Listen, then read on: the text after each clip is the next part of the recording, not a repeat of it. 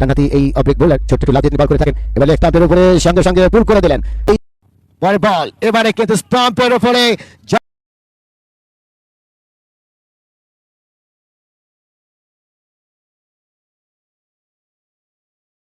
এবারে কিন্তু জায়গায় দাঁড়িয়ে over the top classical shot corner অঞ্চল উপর দিয়ে পাঠিয়ে দিলেন সীমানার বাইরে।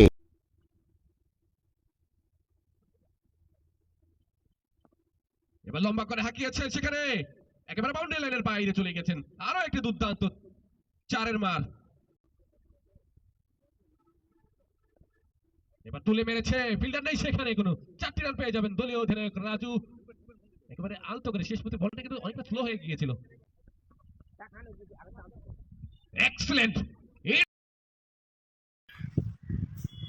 এদের খেলা দেখার জন্য, আমাদের খেলা দেখার জন্য, এই বয়সে এনারা এখনো যেভাবে খেলছে,